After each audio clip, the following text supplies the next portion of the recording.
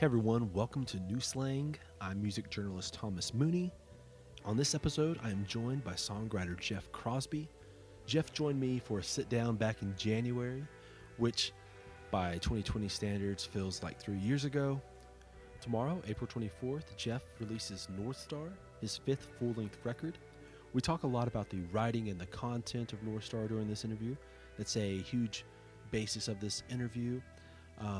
But as a little bit of a primer, I should mention that Jeff is from Idaho, and throughout his career, he's kind of lived all over America, Los Angeles, Austin, and now up in Nashville. But as the record title alludes, North Star is highly influenced by growing up in what we would still consider the great western frontier of America. It's still small-town America, but there's that sense of ruggedness out in that big, imposing, and sparsely populated land. What I really appreciate about Jeff's sound is his ability to blend these really warm sonic tones that match the warmth and intimacy of his songwriting and storytelling. North Star has a lot of that happening. Many of these songs, they aren't specifically quote-unquote love letters about Idaho, and that to me is like the real key of what this record is. Jeff doesn't use that as a kind of songwriting crutch. Instead, small-town Idaho is just the backdrop for these songs. For example, one of the standout songs is a song called Laramie, and for it, he uses the iconic western town as a means to unpack a relationship that's being strained by stress and growing distances and just the real-world pressures. He uses Laramie as that idyllic bubble of where things were just right. And also, like in the title track, North Star, he does something similar. Geography and that sense of home is just the way that Jeff's able to unfold a relationship. Again, overall, that's what he does a lot on this record. He's able to tell the story of his homeland while also being able to express what's been happening in his life in recent years. He's able to, do that on multiple levels. So yeah, go ahead and get North Star by Jeff Crosby. It comes out this week, April 24th. I don't have much to add other than the usual. Subscribe to New Slang on iTunes and Spotify. And I just recently reformatted the podcast, so you should be able to find New Slang on Google Podcasts, Stitcher, TuneIn, Deezer, and within a few weeks, it should be on iHeartRadio and Pandora as well. Regardless of the preferred way you consume New Slang, please subscribe, tell your friends and family to do so as well. And of course, give the podcast a 5-star rating on iTunes. Okay, let's go ahead and get on to the interview. Here is Jeff Crosby. I've done a few that were so weird. I did this one in Mendocino County, and the guy got so stoned, which maybe that was part of his thing, He right before it. I don't really smoke that much weed. I used to, but I just don't smoke much weed anymore. So he's like, "Well, hey, you want a hit of this?" And I was like, "I'm actually pretty good, man. And for the sake of the podcast, you don't want me to get stoned."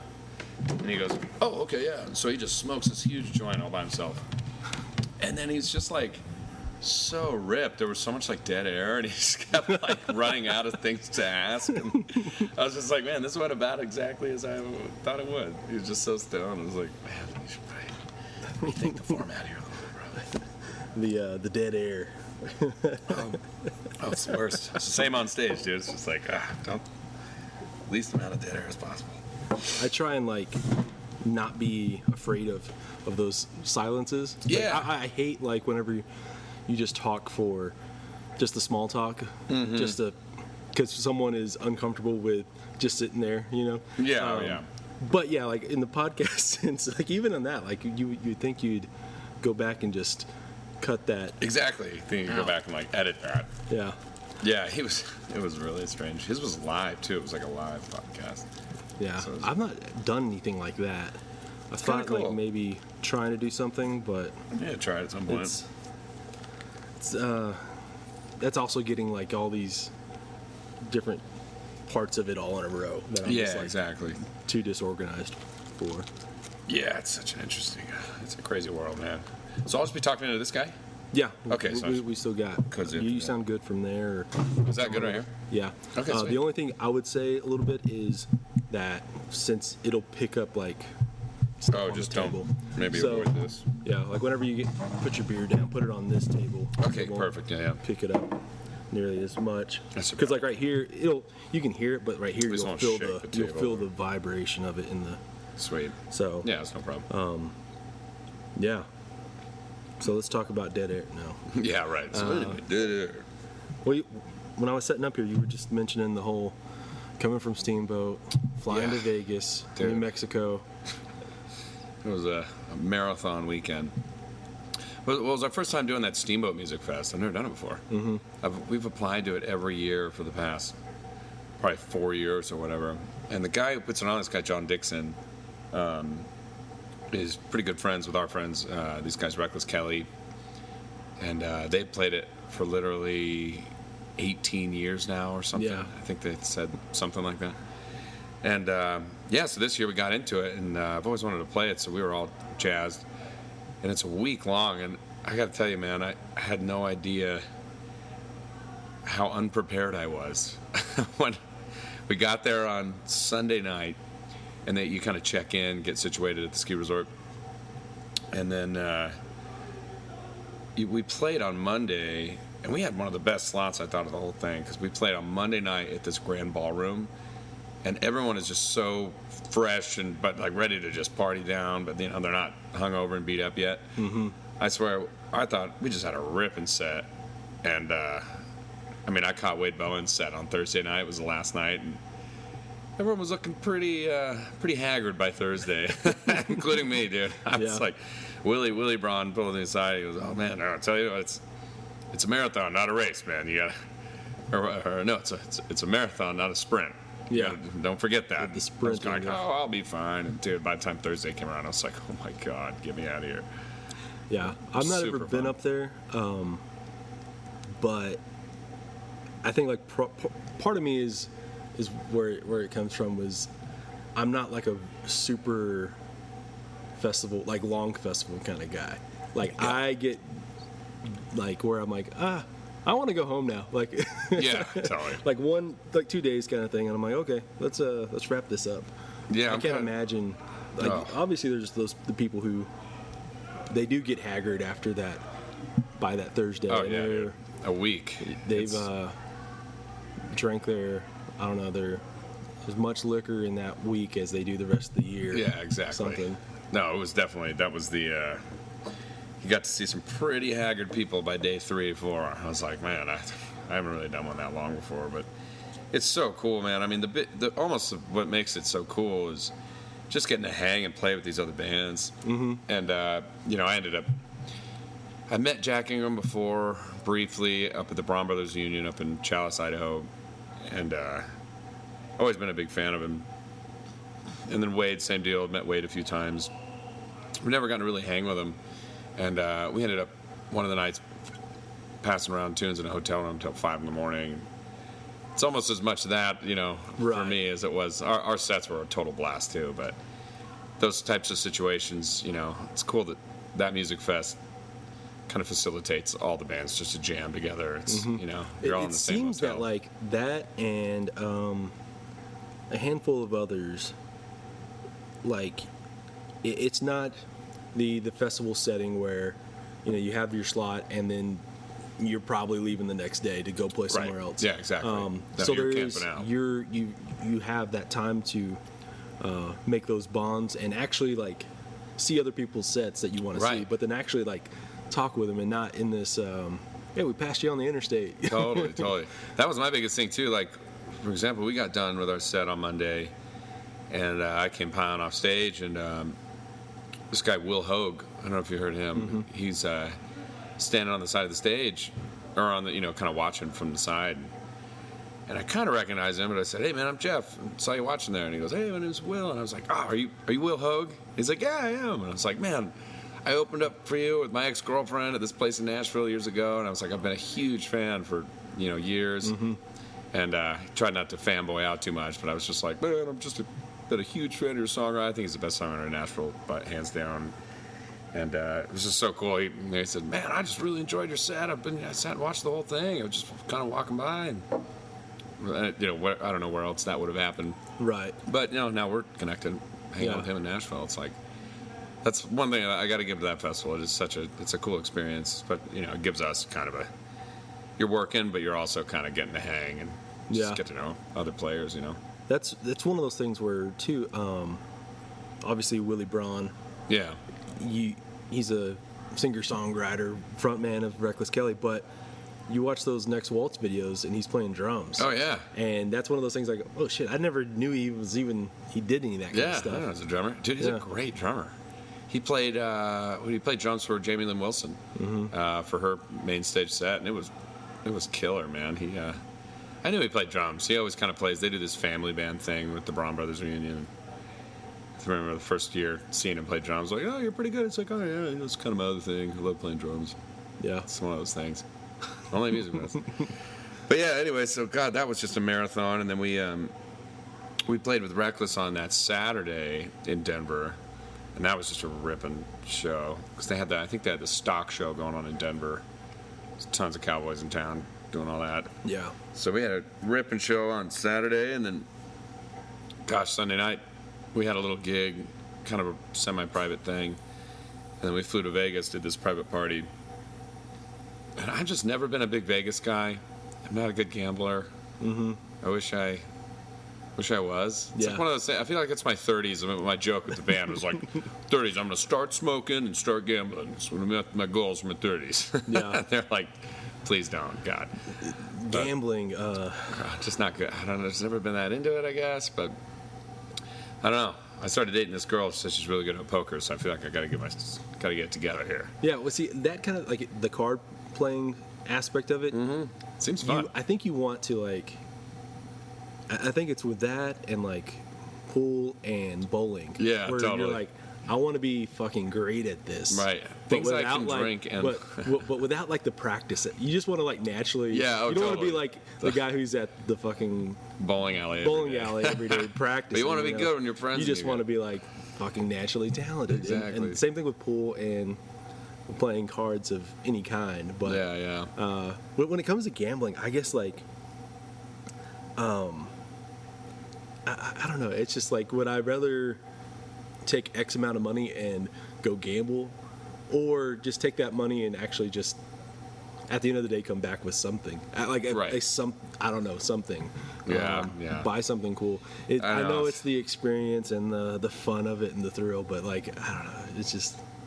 It's a strange thing. I have a few friends that are pretty into it, and I've never been good at it. So, therefore, Vegas is never, that big of a thrill for me. I always end up just kind of wandering around and getting lost in casinos and spending way too much on drinks. But it was fun. We had a good party, and we had a really good friend that had us out for this private event. Put us up at a fancy joint, which is not our usual Vegas lodging. So that was nice to stay in the fancy. We were in like the Aria or the Vidara. Yeah. Everything was like over the top, But we did have one person in the band take a little bottle of champagne out of the mini bar in the fridge, and I got it hit on my card today. I was like, "What the hell is that? $120?" So I called them. I was like, "What could we have possibly done? The rooms were comped, and they're like, "Oh, we had a couple things out of the mini bar." I was like, "What could have possibly been taken out of that mini bar? It was $120." They're like, "Well, an orange juice and a mini bottle of champagne." And I was like, $120? It's like, well. The house always wins in Vegas. It's organic orange juice. That's what it was. Oh, it must have been. Yeah, grass-fed. No. Anyway, so that was a good gig and all, but so we had to wake up yesterday, fly back to Denver, hop in the van, drove we drove like maybe 4 hours. This little town in New Mexico, I can't remember the name, and then woke up this morning, another 6 hours into Lubbock. It's just part of the deal, though. Touring out west and. Yeah, we're right at that point where it's like, I don't know, certain gigs you just can't turn them down. It's like, well, how far is it? 8 hours? Well, we can do that, right, guys? And it's like, how? Because obviously you're from Idaho. Yeah. And how much just growing up out there has made it where you're like, Oh, that's not too far of a drive. Oh, dude, it's hilarious to me living in Nashville now. Mm-hmm. And people will be like, "Oh man, that must be rough. That's like 3 hours away. I don't know." And I'm like, 3 hours? I was like, that's how far we had to drive to get to the city where I grew up. I mean, Yeah. Donnelly to Boise was about 2.5 hours. So I mean, that was like going shopping for us. Right. So yeah, you kind of grow up, and it's funny. Like Idaho is such a long state, you know. So like, I mean, you go from northern Idaho to southern. I mean, it's a 12-hour drive.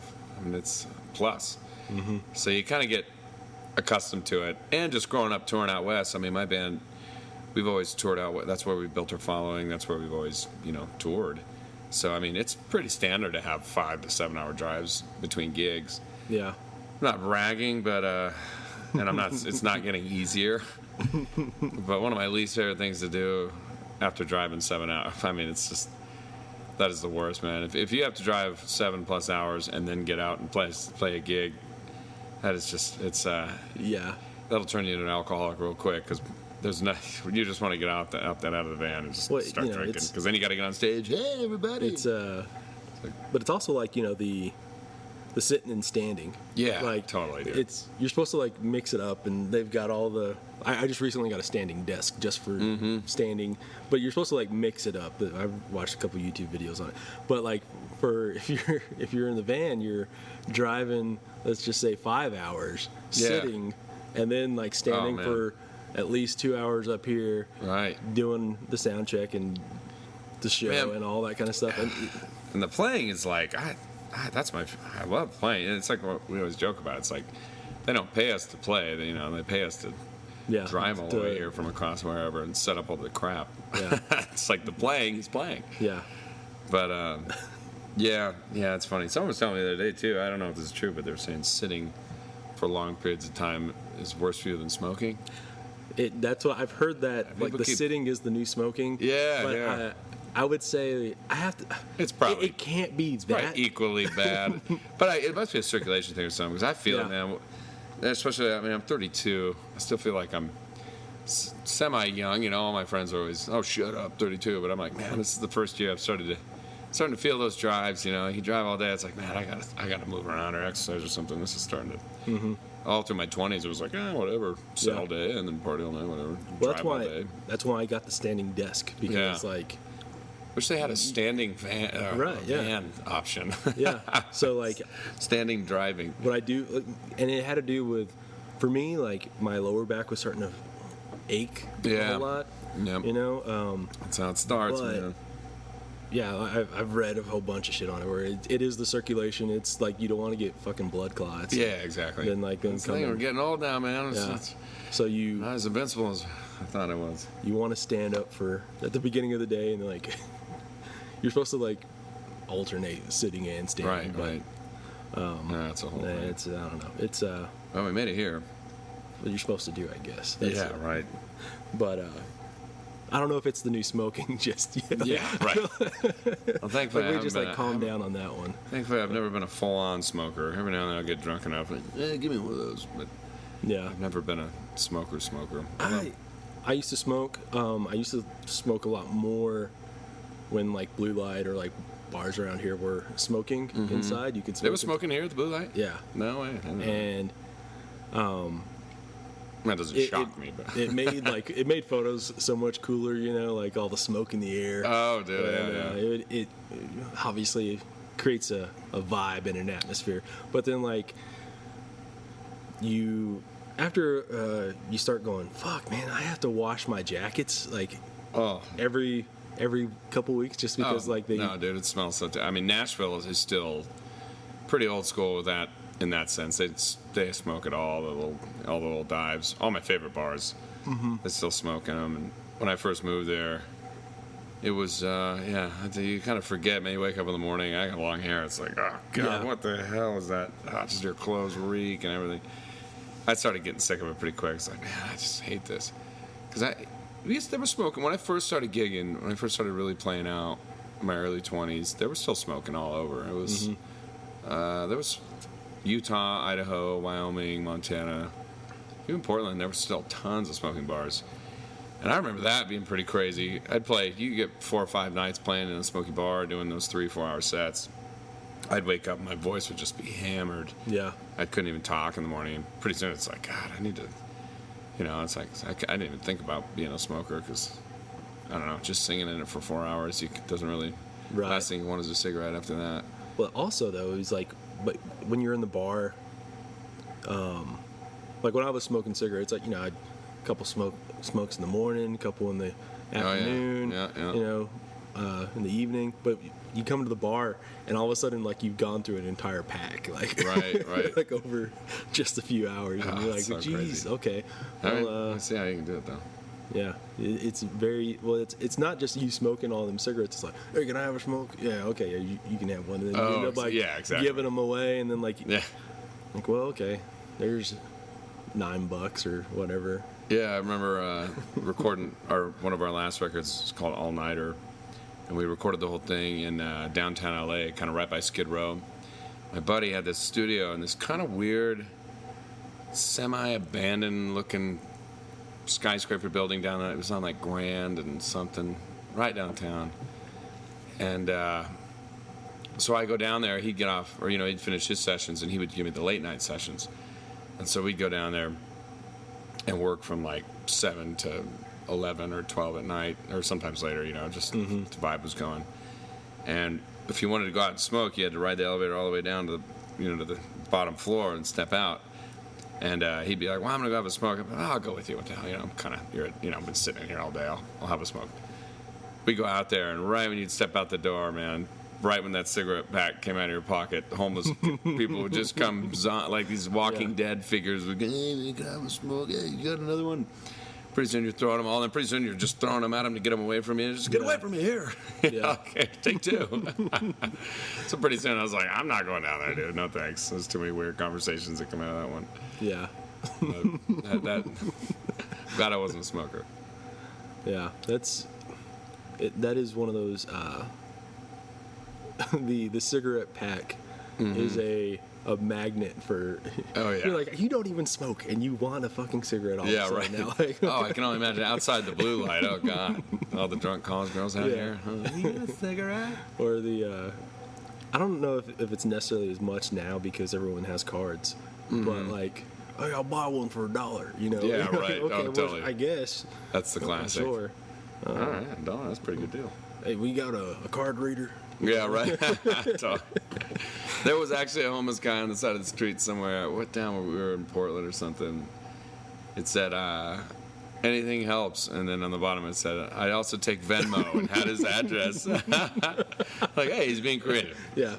I actually thought, like, man, if whenever you start seeing homeless guys have the card reader, that's when like, cash is obsolete.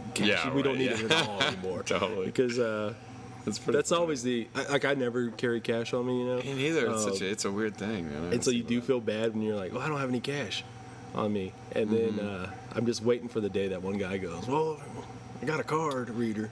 Well, it's interesting. I was just visiting this gal in San Francisco. We ended our tour in San Francisco. The last tour we did with Rex Kelly. We played in Berkeley. And I got this gal friend I went and stayed with over there. And I had like 4 days. I flew out there and hung out there for a few days. And it was kind of wild how many, it's cash only, like all over the place. And from one angle, I kind of respect that. It's like, it's an old school joint, But then the other angle was like, my God. Like, I never have cash on me, ever. Yeah. Like, multiple times. I was like, oh, you got it? And she's like, I got some cash. I was like, no, I feel like a jerk. But especially in, like, Chinatown over there and all those old school little bars. And Texas, I know a lot of them are like that, too. They're just like, nope, cash only, we're not doing it. It's probably just avoiding paying the fees and taxes, I would imagine. But I don't know. It's kind of an interesting thing because it's one of those things where you're like, all right, cool. It's an old school joint. But then the other side, I'm like, God, how much business are you losing by doing this? Yeah, there has to. I guess like a lot of these places though. Maybe you're saving so much on taxes now. It's totally worth it, though. They go, well, the ATM's right outside, Start pulling from the ATM. Oh, that's Yep. And then they nail you with like a $4 charge. You're like, Yeah. So it goes. There was this.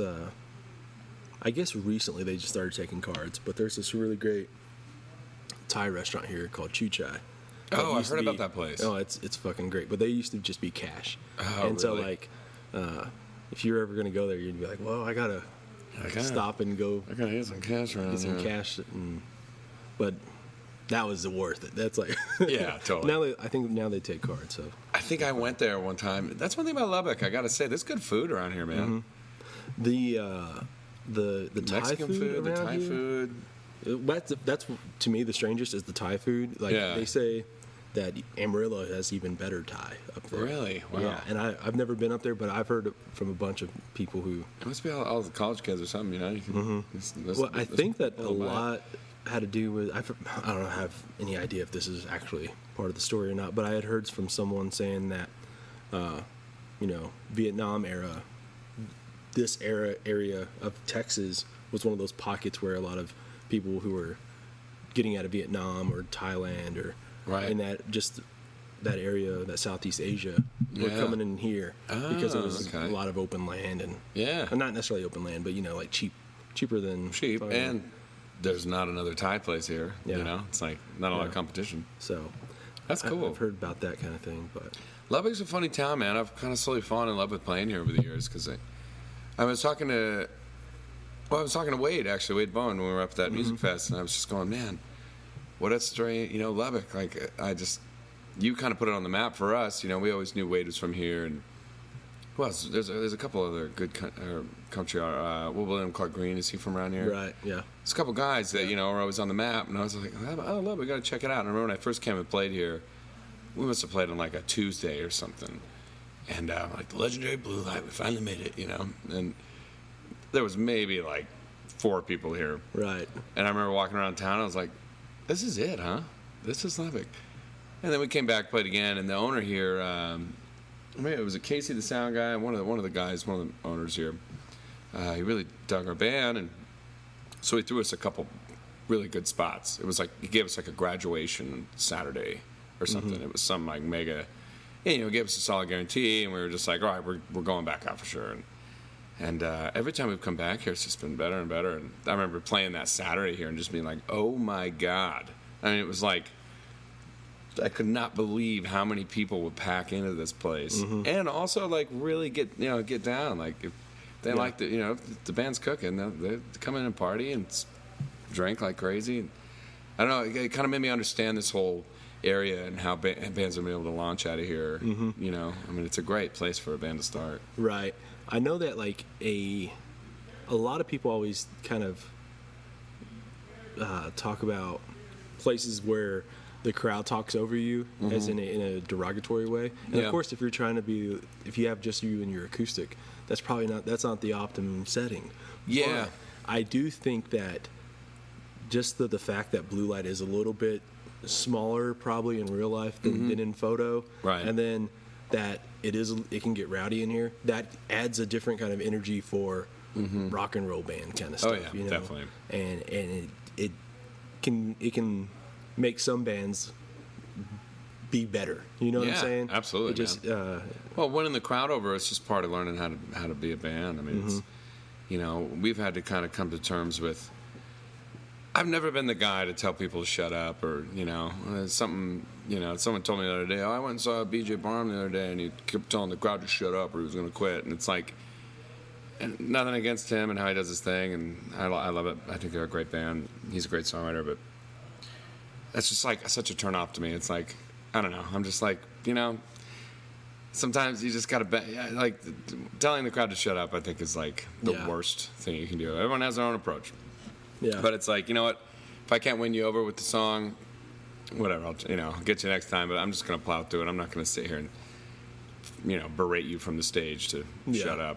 It all depends on what kind of room you're in, and some rooms just haven't been curating the room to be a songwriter room. It's been a rock and roll club forever. And Right. so it's like you go in there and expect everyone to be silent while you tell them about your feelings and your ex-girlfriend. I don't know. It's like it's kind of a weird battle to choose for me. It's like, he did that. He didn't necessarily tell the crowd to shut up here one time, but it was an acoustic show, and John Moreland had opened up for him. Oh, wow. And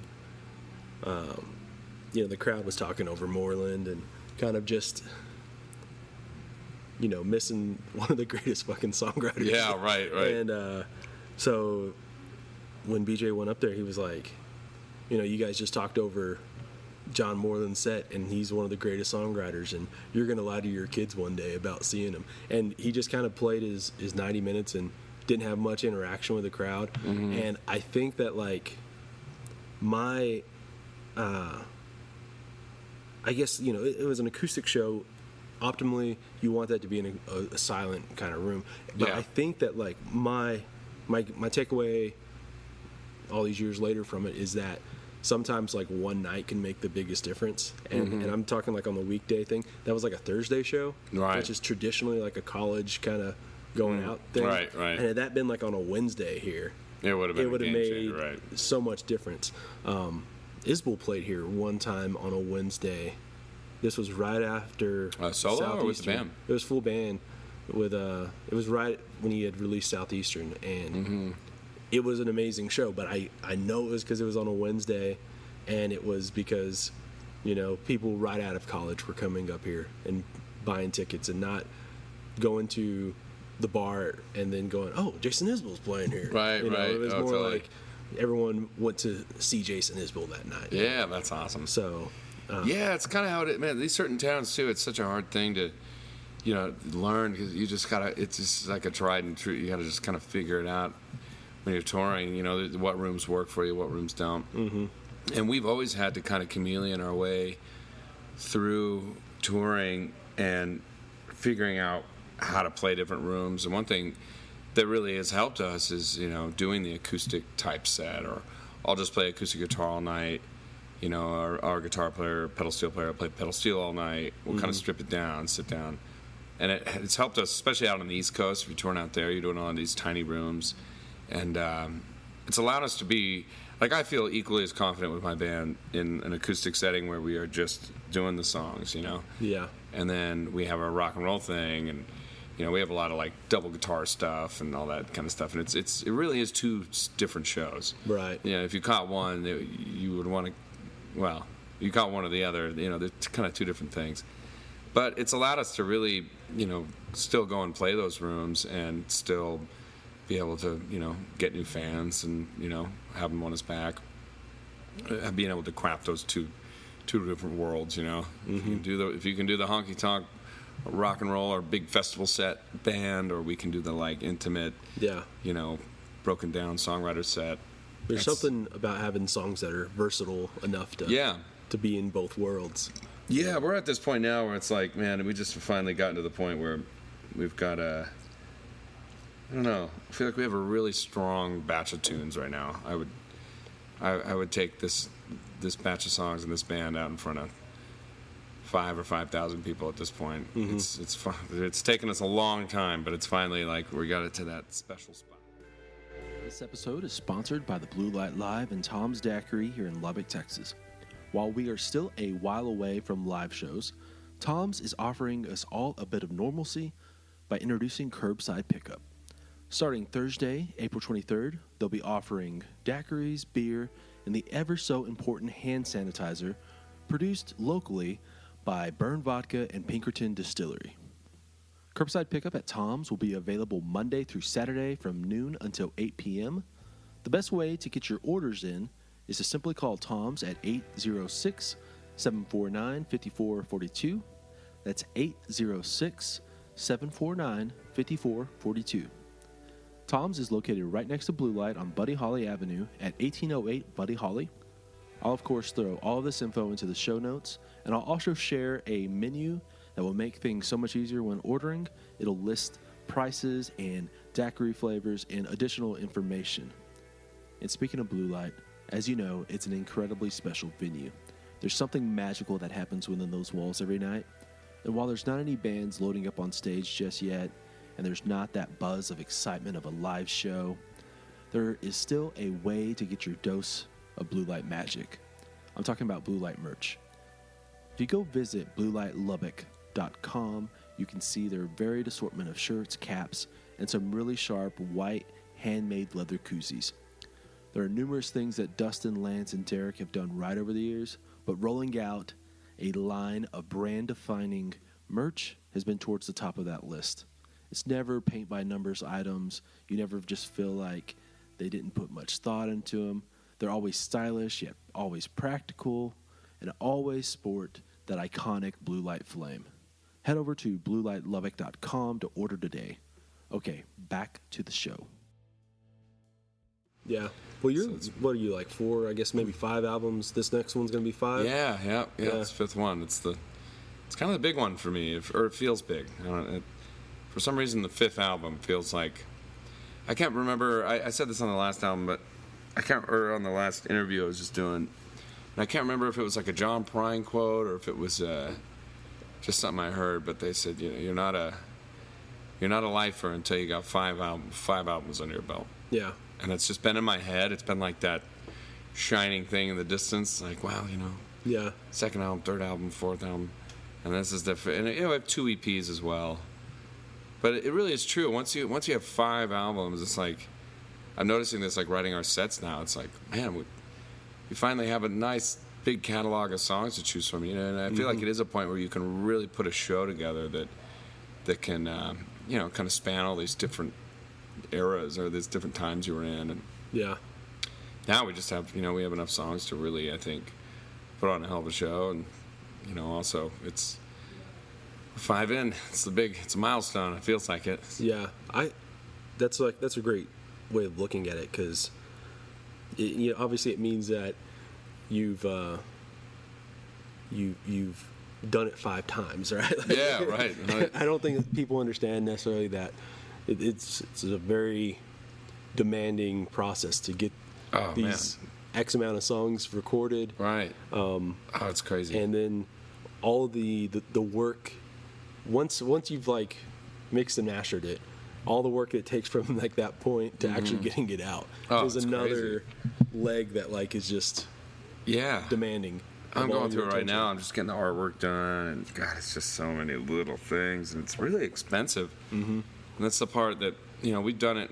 We've worked with a couple different labels in the past, and I've just had a hard time justifying it anymore. It's like, at this point, you get to the end of the line, and it's like, gosh, why do these guys get 50% of it? Or when we're the ones out here like driving 8 hours a day, playing all night, risking our home life and our girlfriends and our houses and our it's like, meanwhile, and then at the end of the day we got to pay these guys, and it's like, I don't feel like labels really promote, or at least the labels we've worked with, it's like, it's hard to get in bed with somebody feeling confident that they're going to pull their weight anymore anywhere in the music business. It feels like it's like with the internet, we really can do it all ourselves, and if you have a fan base that really cares and is invested in you, I mean, I guess that is the whole like Kickstarter thing. That's one thing I got to say with the American Aquarium guys, and my friends Making the Motor Cars just did a Kickstarter, and we've been debating doing one forever, but we've been kind of avoiding it because I've had this thing in my head about it. I'm like, all right, when we do it, I'm gonna, I really want to hold off, but it really is such a strength to be able to, if you can do a pre-sale basically of your album. Yeah, well, that's what you have to convince people that it is. It's like right. a pre-sale. You're buying the record now, right? Or you buy the record, but it comes with a T-shirt. Yeah, there's all this stuff. But we had someone come up to us. We played a gig in Athens, Georgia, the other day, and someone came up to us. Man, when are you guys going to do your Kickstarter? I was like, well, I don't know. We've kind of been on the fence about it. We've kind of been avoiding it, to be totally honest. But we might have to do one on the next one because it's just the cost of just doing this is just so insane. And I go, man, me and my wife we've just been waiting for so long, and we just can't wait for you to start your Kickstarter. We just really we love all the bonus stuff. And I don't know, it was kind of one of those moments where I was like, why am I making such a big deal out of this? We should just do this. Like, when your fans can be the label now and support you, I mean, it's really, what more could you ask for? You don't owe anyone anything. I mean, except for your fans, but you're already going to deliver on that. We're going to be out touring anyway and doing this anyway. It's like, really, it does. I don't know if it's a permanent model, but I do like that model better than owing some dude in a suit somewhere in Nashville way too much money to do barely anything. I guess in a lot of ways, like the Kickstarter thing has gotten more streamlined. Where like you got, the CD or the CD T-shirt pack, the vinyl pack, all that kind of stuff. I don't know if did you check out much like Kickstarter stuff in the beginning when they were like people were first starting to? Yeah, kind of. I've been following. There was a lot of friends doing it a lot.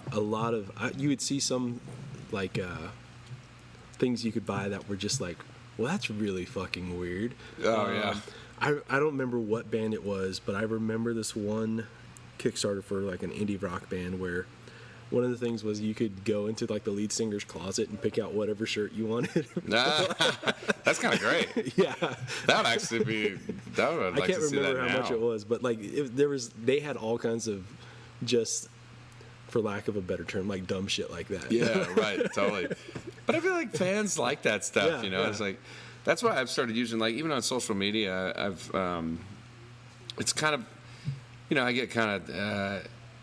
Sometimes I'll put some long journal entry on Facebook because that's what I've basically been using social media as lately. It's like I'm trying to use it more of a journal, you know, promote our shows and stuff. But I feel like we've become so impersonal on social media, and it's always constantly trying to paint this like beautiful picture of how awesome our life is all the time, you know. And it's like I notice how a lot of musicians I tour around and bands I see, and it's all kind of the same, like, man, you know, best night ever, this and that. And it's always like trying to post that big picture of you, so, you know, standing in front of your giant crowd, and it's just like amazing all the time. And it's just, this is not the reality of it. And I have friends that play, you know, up to, you know, arenas, and, you know, it's just, it's not the reality. Everyone still has to just live life, and life is not all great ever for anyone. And so it's like sometimes it just gets so bored of how we are trying to portray ourselves so inaccurately, you know, or everyone's just like, everything's amazing all the time. And so, I don't know, I started using social media for more of these journal entries and just like, you know, maybe I'll just write a big, you know, rant of what we did today or how I feel. And sometimes it's usually not pretty or not completely uplifting, or it's kind of sucks. It's kind of shitty. A lot of it. It's mostly it's great. And, you know, I'm a mostly positive person, but I've had so many people come up and want to talk to me about that or compliment me on how much they've enjoyed, you know, reading about our life on the road. Right. From just, you know, just like be real with people. I feel like that's something the internet is creating. We were creating these two lives or two personas, and it's like getting really strange. You know, I feel like I meet people all the time where I'm like, oh, I've known you on the internet for 5 years, and then you meet them in person, and you're like, oh, you're like kind of a dick, or like, oh, you're kind of weird, or you know, you're not having a great time right now, or exactly, if you are, you're being very strange about it, and then you read on social media the next day, best time ever, God, well, thank you, and it's like, I don't know, I just get so tired of how we're expected to live in this fantasy world with the internet now, and it's like, I refuse to buy into it, but that also means that I might say something a little too revealing a time or two, but whatever, life is fucked up, and isn't great all the time, and you know, we make bad decisions and you pay for them or whatever, or you're just not happy all the time. Yeah, two things on that.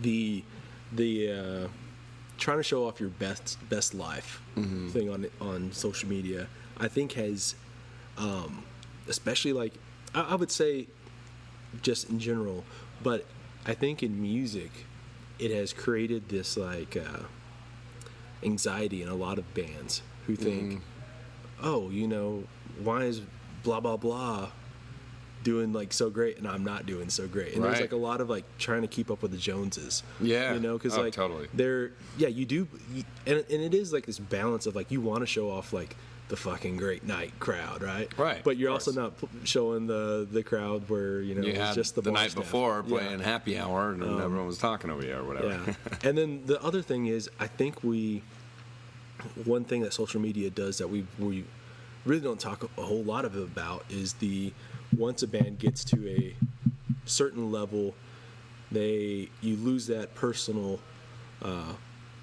touch between a artist and a band and their fans, and it's all the same. Like all the posts are done so because of the algorithms tell us to do it this way, right? You know? And you just like, well, it's too clean and it's too pretty and it's just, you know, sterile, and but you're I think there is this like weird thing with the red dirt scene, you know, or whatever you call it now, but to us it's always been the red dirt scene, I guess. But there is this I think people are finally, they desire some real talk, you know, some real music that's just not so, you know, when I first moved to Nashville a couple years ago, I mean, the biggest records were Chris Stapleton and Sturgill Simpson. Right. And I was like, this is the time to move to Nashville. If I can walk down Broadway and hear them covering Sturgill Simpson songs and Chris Taylor, this is pretty awesome. Yeah. And it hasn't blossomed like I thought it would. Being there the last couple of years, I thought that would just keep snowballing. And it's still, the bro country stuff still seems to be pretty strong and somewhat prevailing. It still seems to be as popular as ever. But I don't know. I think there is this whole other section splitting off in country music right now, where it's like, okay, the bro country and overdone electronic pop country stuff is really being separated over here, and then there's this whole other world that we're really happy to be kind of coming up in right now with Reckless Kelly and the Turnpike Troubadours and Mike and the Moon Pies and right.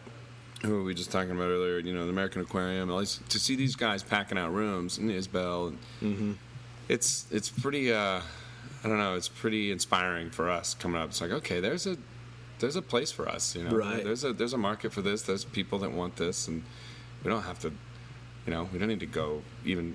I don't even know that world in Nashville. I hardly go to Broadway. Yeah. I play a gig there here and there, but I mean that world may as well not exist to me. You don't even have to dabble in it because it's we have our own little space now. Some of the I think we could sit here and talk and be critical and criticize top 40 country all day, all night. It's not going to change. But I think that some of that is just it's a straw man thing where it's not like they've taken the spots that Isbell and Moon Pies and all these right. They're not taking those spots. It's not like no, it's another world. There's always going to be popular music. Right. It's like pop music is always going to have its thing. One of my buddies, we always talk about how nostalgia is the biggest thing, right? Of back in the 90s it was real country, and back in the 80s it was real country. We in Nashville we call them the used to be's. Well, this place used to be, and you're like, yeah, whatever. Well, I'm here right now and it's fine. I like this place. But one of the things that we always talk about is it's not like they were playing Townes Van Zandt on the radio. Yeah, no. God, no. What are you talking about? People were having the exact same conversation we're having right now. And in a lot of ways, if you want to go down that road, I think some of the 80s country stuff is just as bad as what's happening right now. Oh, if yeah. you will. Because I think it's people don't want to have that conversation though about how a lot of your favorite 80s bands are actually soft rock, yacht rock. Right. You know what I mean? Oh, totally. Oh, yeah. They don't want to hear that though. I mean, it's funny with music too that it's. I mean, we love as much to talk. We almost love to talk about it as much as we do to listen to it. What's popular and why we don't like it, and it's all part of it, I guess. Yeah. But that's why I try not to hate on too much. It's like I have friends that play, in that pop country world, and they make great money, and they're making it. They have a great career, and it's like, good for you, man. That's awesome. I don't care. I mean, I'm sitting in a van for 8 hours and playing in a bar some nights, and I'm going, man, I wish I had your job. Yeah.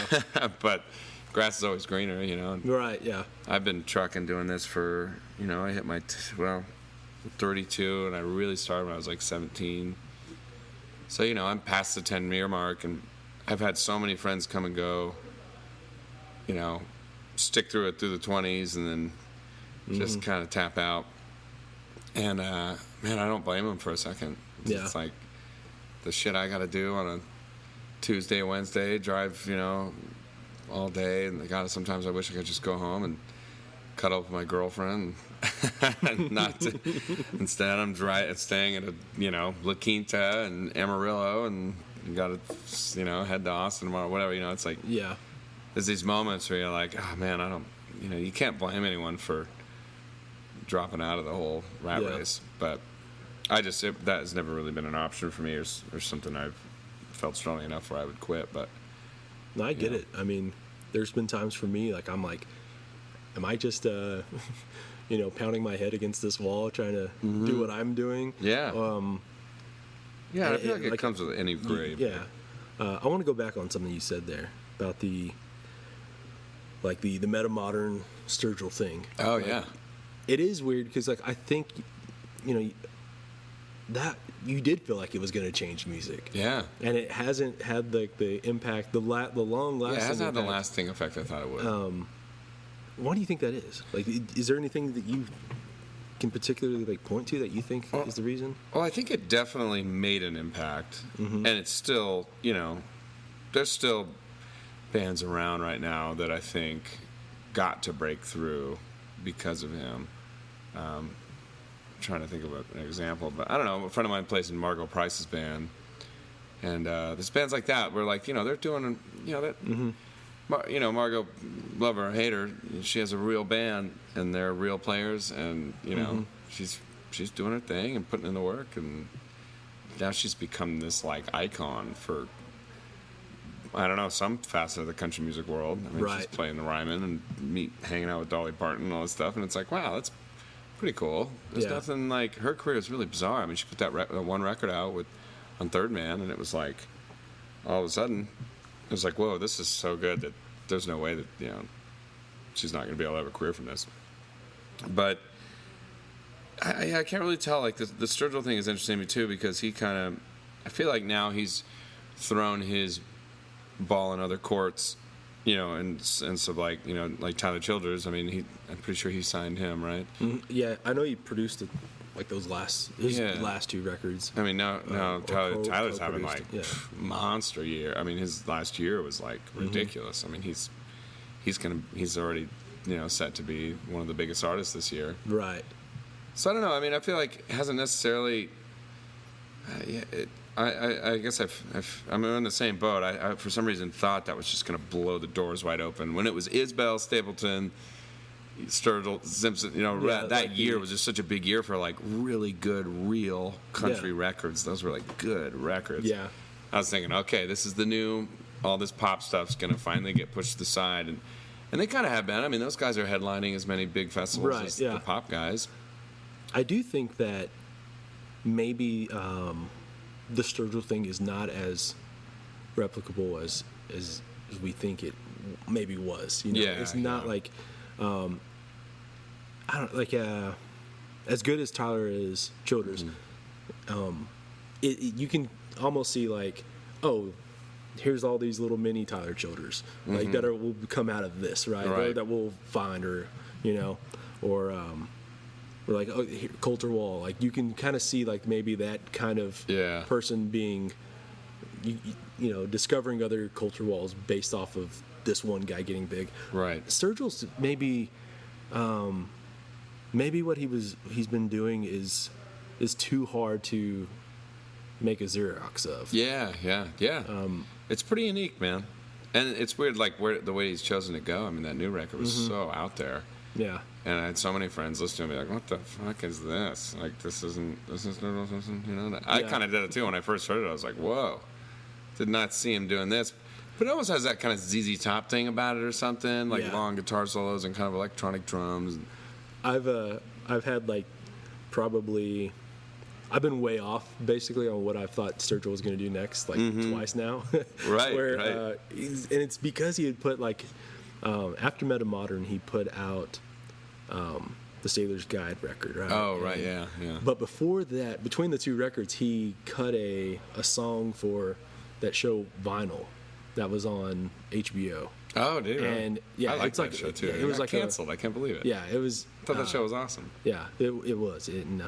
But that song was like a real garage rocky kind of like just rock and roll thing. And I was like, oh, is Sturgill going to make like a fucking garage rock record? Yeah, and then all of a sudden, like, of course, no. That's not what he does. Right. And then that new one's kind of, I don't know, garage, but it's pretty out it's something there. more. It's closer to that. And then in between Sailor's Guide and this new one, he had put out another song that was like for a TV show, and I can't remember. I think it was like one of the Walking Dead spin-offs. Oh, right. But that was like almost like a bluegrass acoustic kind of song, and I was like, is Sturgill gonna make a fucking bluegrass record? And then of course, no. It's like there's no predictor. I know. I can't imagine what's going on in his world. He's a hard one to pin down. He's a really bizarre guy, but I love his story, and I really love his records, and I love that he, definitely is playing by his own rules and doesn't seem to be following any certain path. He's just really done exactly whatever the hell he wants to do, which is also that's what we'd like to do. Mm-hmm. That is what we do. We just don't make as much money. This episode is sponsored by Wicker's Mesquite Smoked Jalapeno Jelly. It's owned and operated by my buddy Wes Wicker, who makes the jelly in small batches for the best quality and freshness. He smokes the peppers with mesquite and uses pure cane sugar to make the jelly.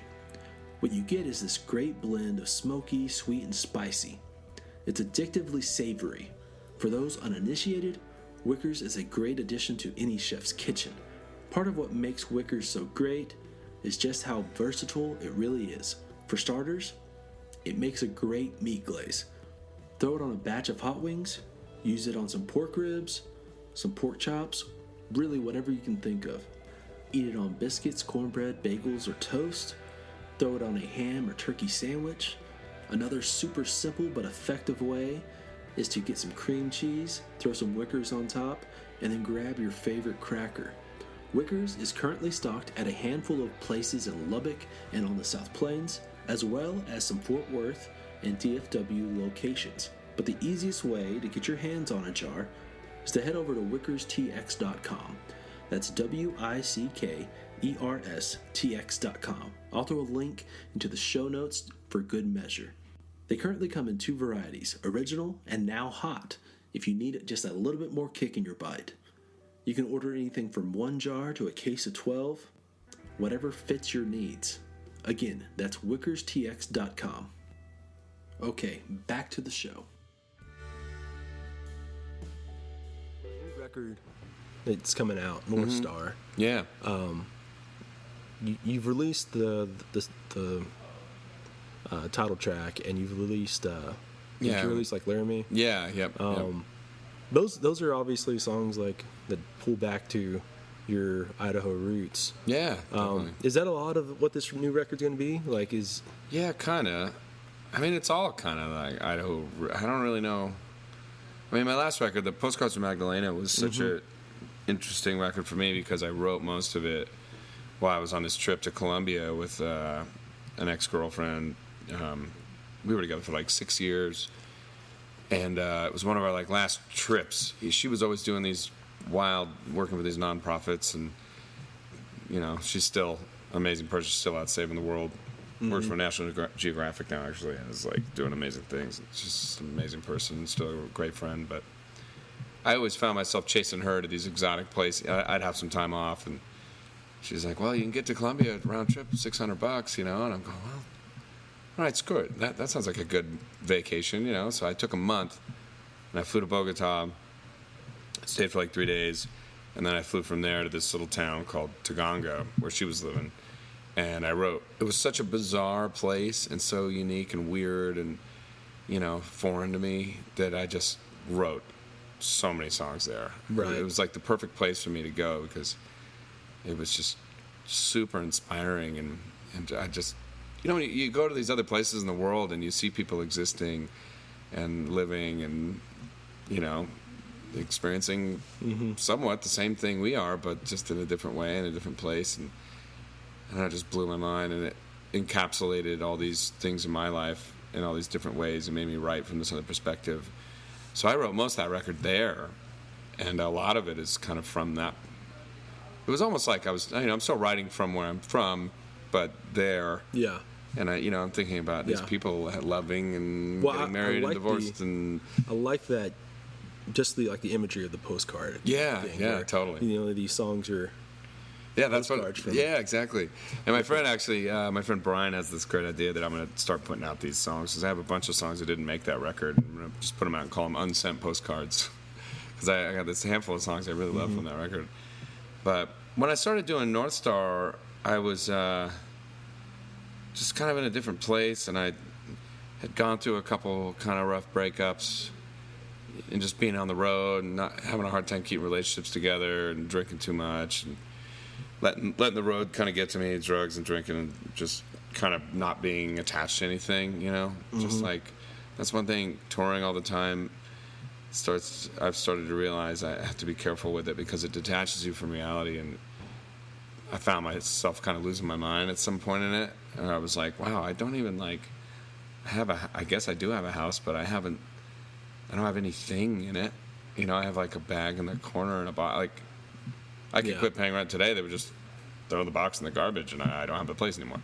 And I wouldn't care. You know what I mean? It's like I don't have like, oh, what are we gonna do with my bed and my couch? Or it's like, but I found myself starting, even now actually. You know, I'm still been kind of living that way. But I mean, we crossed 230 shows last year, and in the midst of it, you start to realize, man, maybe I do need to. I need a couple roots maybe somewhere. Like, this is getting a little crazy. You know, how long can I live like this? And I realized I was just kind of drinking to, you know, just like getting fucked up to get, you know, to blind myself from worrying about it. Mm-hmm. So a lot of this record was kind of like going through that realization. And I got to say, like, it was recorded in, you know, in a lot of different places. I was on the road the whole time, so I had to just jump in the studio when I could. So it got a little scattered, but I still love how it came out, because half of it I did in Portland, Oregon, with this guy Greg Williams, who he did postcards with me. And he's this amazing producer, drummer. And when I was doing the last record with him, I remember I knew he was a great drummer, but he didn't play drums on any of my last record. And he played drums with Sheryl Crow for like a long time. He's on the Globe Sessions, that record. It's got, I think it's got My Favorite Mistake on it, and a couple of big hits. And he, I go, man, my drummer can't make it out to these sessions in Portland. I had just like flown out there randomly just to start getting I just wanted to get the record started. And I get out there, and I'm like, man, I know a few drummers in town. He's like, well, I'll just play drums on it. And I was like, well, okay, yeah, if you're into it. I mean, yeah, I didn't even think of that, but yeah, that'd be great. And the first song, he goes, well, yeah, I can play drums on this one for sure. This is my wheelhouse. I got this one. And I was like, well, God, yeah, I didn't even think of that, but that'd be amazing if you're down. Yeah, that'd be great. You want to take a few swings at it? And God, he went in there, and like the first 30 seconds, I was like, oh shit, he's playing drums on the whole thing. You know, like right away, he just had this instant feel, and it just sounds so good. And he it's his studio. He's the engineer on it, so he knows how to get the perfect sounds. You know, like the drums just sound great. That's something I look for. That's the first thing I look for when I listen to a record too. You can tell how much money someone spent on a record, or more so, if they know what the hell they're doing, right away with the drums, man. Mm-hmm. You know, the drums sound shitty. The whole record. I mean, it's just like meh. I mean, it's like, to me, I always really zero in on that, and Greg's a genius at that. So he ended up producing and playing drums on the first like 5 songs, and that was the first batch we got done. And I played bass on a bunch of it, but then we had my pedal steel player Ben come out, and then we had a keyboard player come out. And then, you know, there I found myself 5 songs in. It's like, well, is it going to be an EP? Or it's like, no, I really want to do a record. So I got back to Nashville and went into the studio of a friend, Jeff Pillar, and I'd recorded some stuff with him before, but we just kind of decided, you know what, I'm just going to do the other half here. So I'm going to like the Portland sessions, the Nashville sessions, let's just mix them together. Mm-hmm. And that can be kind of dangerous sometimes, you know. You start getting into a record, and then you can almost hear that line drawn. It's like, and there's the other studio, you know. And so I really wanted to avoid that. This whole time we were cutting it, I was really trying to be aware of it. And so we really just tried to keep the same vibe going, you know, and ended up cutting the other 5 songs at the Nashville studio. And then I ended up back in Portland on tour and wasn't happy with a couple vocal takes and this and that, so I ended up recutting some vocals from the Nashville stuff. So it's this kind of mix between the 2 studios. Mm-hmm. But and then we cut one song, the song Born to Be Lonely, with Jonathan Tyler. He's got a little studio in South Austin. Yeah. And we were playing there, and he had told me he'd been working on his studio. I said, well, is it done? He says, well, yeah, pretty much. Like, we could cut some stuff. And I said, well, how about tomorrow, you know? And he's, yeah, let's do it if you're down. So we ended up cutting a track there, too. And it sounds a little different than the rest of the stuff, but I love how it came out. Yeah. But, yeah, the record's, I was on tour throughout it. So it's kind of me pulling from a lot of different scrapbooks and, you know, different, like Born to Be Lonely, for example, is a song I wrote in L.A. like 6 years ago. But I always wanted to cut it, and I always liked that title.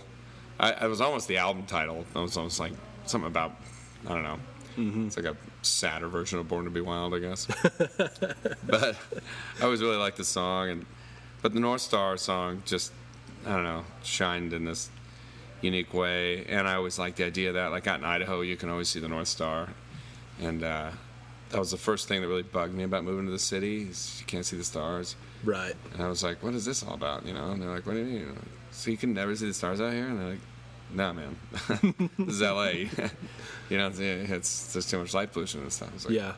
And I always liked that, you know, that's the first line in the, you know, these city lights bury the North Star, I can't find my way.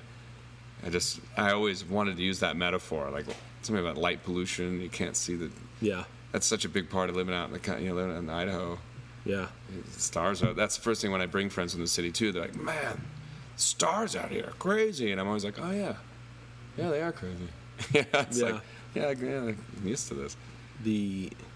So I'm from like far west Texas, like Fort Stockton, so you can see stars forever out there too. Yeah. And you know, like here in Lubbock, obviously you really can't. You can see some stuff still, even in the city, but drive 20 minutes away, and you know. Right. You can, but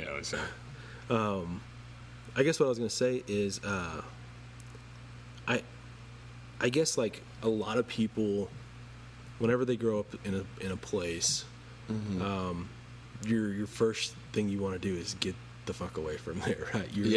Let me get away from here. This place doesn't understand me. Yada yada. I can't do what I want to do here. It's gonna be better. It's the green grass thing, right? Oh yeah, totally. I guess like for you, at what point did you realize that like you know where you came from was like a special place? Was that pretty early on, or has it been like where you understood it better as time has gone by? Yeah, no, definitely. It kind of comes into. I feel like every year you get older, just stuff comes into focus a little more, and I think the biggest thing for me is realizing what kind of place Idaho, you know, will play in my life, and how special that place is, that I get to go escape there. And you know, that will always be like my home. You know, when I go there, that is like, you know, when you have your home, that's the most comfortable you are. It's your most like comfortable. For me, when I go to like Donnelly and McCall, I'm just like very aware of the place, and I know everything, and everyone knows me, and it's, you know, you feel that comfortable thing that I just don't have anywhere else. But at the same time, Idaho, you know, you realize depending on what career you choose, you know, me choosing, you know, to be a musician, I've had to realize what benefits I can get from where I'm from. And for me, it's been, you know, the songs. I can go back there, I can write songs in peace in a beautiful place, you know, and I can be inspired by that place, but I need the city. I need to go to places and, you know, see the grit and the dirt, and, you know, I don't think I could just sit in Idaho and still just, I would lose my productivity at some point. And that's why I've had to always kind of play that, you know, devil's advocate thing, or, you know, also have to kind of, or grass is green, you know, I go to the city until I can't take anymore, and then I go to the country until I can't take anymore. It's like I found myself just constantly bouncing between the two. And I also realized that, like, you know, you can kind of see what your career will be. Like if I stayed in Idaho, you can kind of see how it would play out. There's nothing wrong with it, but I have friends that stayed there, and, you know, just plenty of gigs. You just play around, and, you know, play the, you know, little spots and sports pubs and breweries, and it's great. It's a cool, you know, I'd be fine with that career actually at some point, but not yet. And I still find myself wanting, still have that desire to like keep reaching for something a little bigger. You know, I want to go to a bigger market and I like to be kind of held to the fire a little more. You know, I like going to the city where there's a lot of bands and everyone is just crunch. I like the idea that everyone is just giving it everything they got. And not to say people in Idaho don't, but there is a really comfortable thing in Idaho. You know, it's just a little slower pace. It's, you know, which is awesome, and I love. We have a following there that is just like the most supportive group of people. You know, we couldn't be doing any of the shit we're doing right now without our home base following. I mean, so it's an interesting thing. I jump back and forth with it, and honestly, someday I'll get sick of driving 7 hours to fucking Lubbock to play Wednesday here. Not to say I won't be playing here forever, but Right. At some point, doing the road thing, it does beat you up, and it's like, man, Idaho does sound pretty nice. I could be driving 30 minutes to the brewery and play my Wednesday gig and sleeping in bed with my, my gal every night. But well, that is the thing, though, is like, you see it with, I don't know, the city country thing. You can do it with politics. You can do it with anything. Right. It's like how can you be so comfortable and so sure of your thoughts and your ideas on something if you've not at least tried the other thing? Right. You know what I mean? Absolutely. It gives perspective, right? Yeah, It's exactly. everything. That's all. It is. It's true, man. That's something I realize with a lot of people that, I don't know, I talk to people sometimes, I'm like, well, man, how much have you, like, traveled outside here? And they're like, well, I've been, here and there. I was like, have you been outside of the country at all or anything? Which is not to say you need to. I mean, the United States is so big. You travel around America. If you travel this whole country, you're going to get some great perspective because there are a lot of different countries within the United States. Right, I mean, so even that alone gives you such, and it's such a key part. I think that's why our politics are so screwed up right now, because people don't take that time to think about who other people's perspectives that they're arguing against.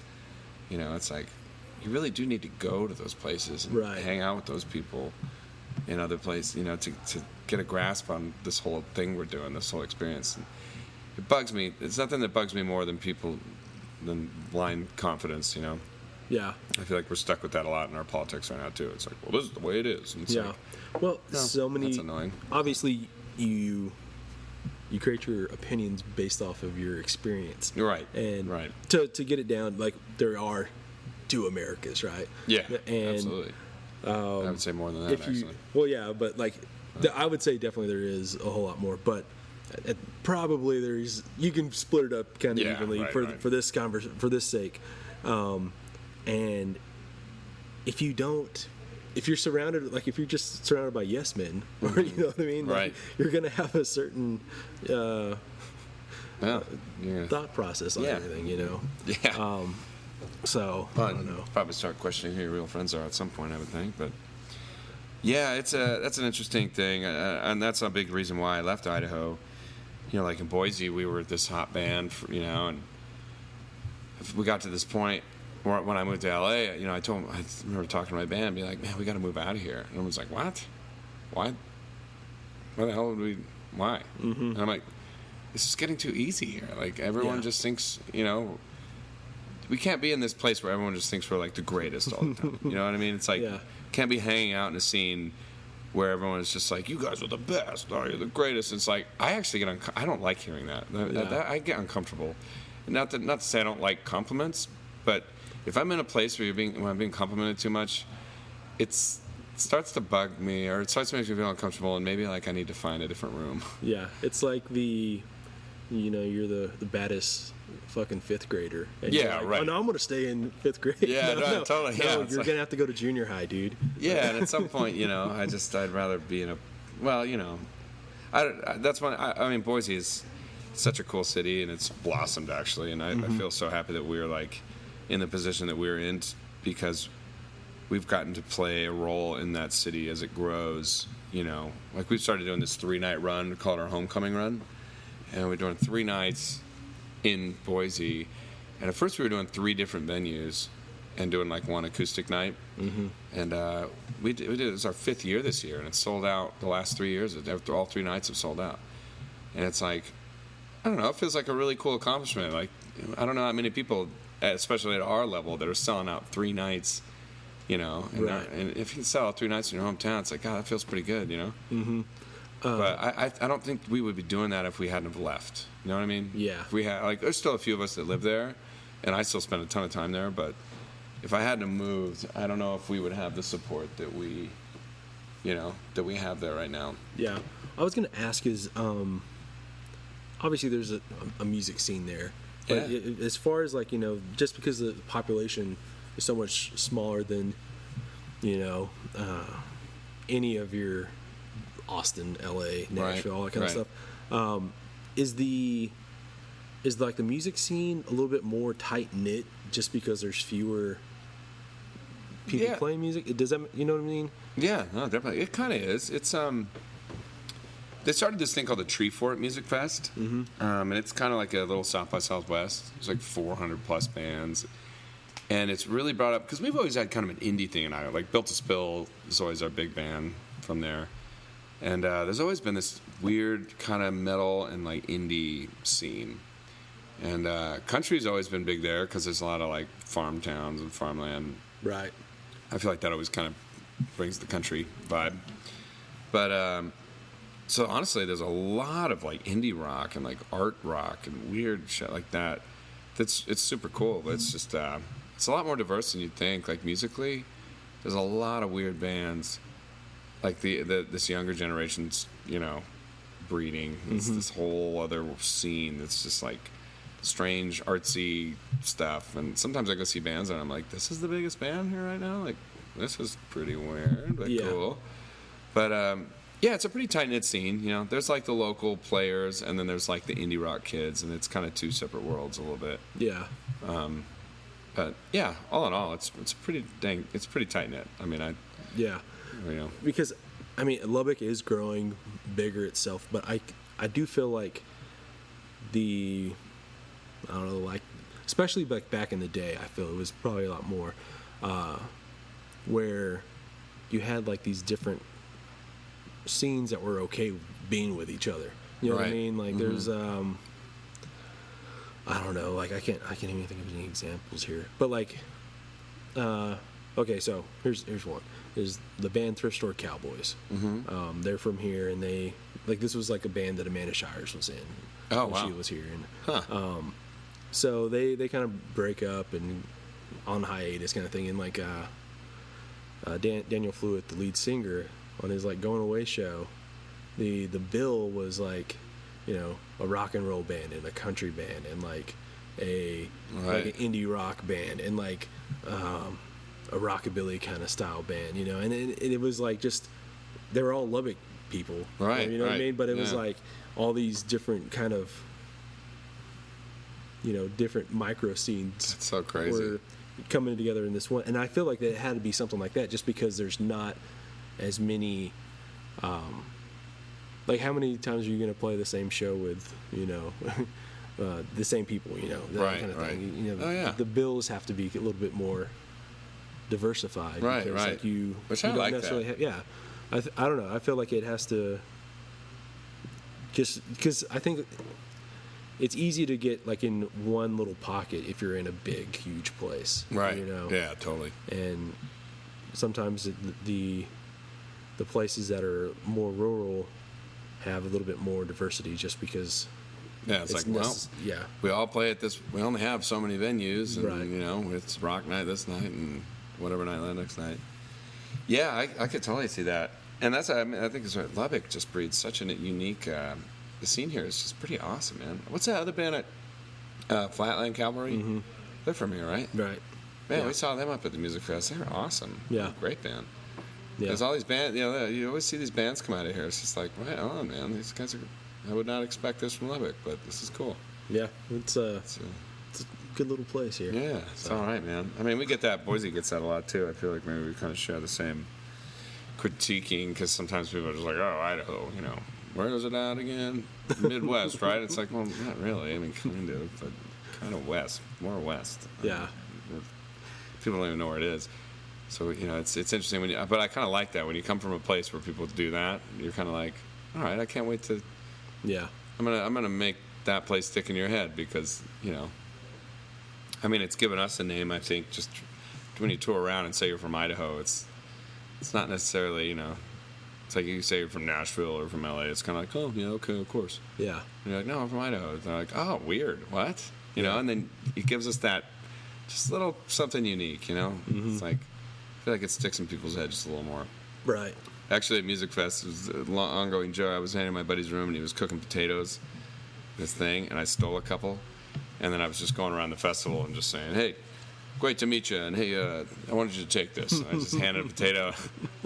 And they're going, thanks, you know, and it kind of became this hilarious thing throughout the night. Everyone was just like, dude, this dude gave me a potato? What the hell? That has his Twitter handle. I know, I was just kind of playing a joke because everyone going, potatoes, right? And so I was like, well, I may as well play into it. And so I walk up to Jack Ingram. I go, Jack, or we had a shot at Jameson, and then he goes, I go, Jack, well, it's really great to meet you, man. Hey, I just wanted to give you this before I leave, man. It's a little Idaho custom, and I had a potato. And he just goes, and he licks it, and then shoves it down the front of his pants and walks away.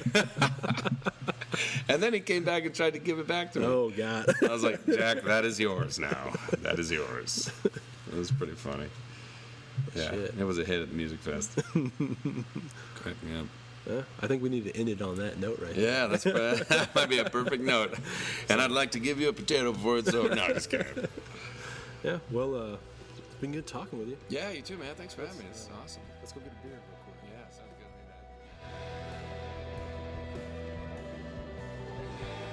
good. Okay, thanks for listening to the pod. Be sure to check out Jeff's upcoming record, North Star. And please visit our episode sponsors, the Blue Light Live and Tom's Daiquiri in Lubbock, Texas, and Wicker's Mesquite Smoked Jalapeno Jelly. We'll see you next week.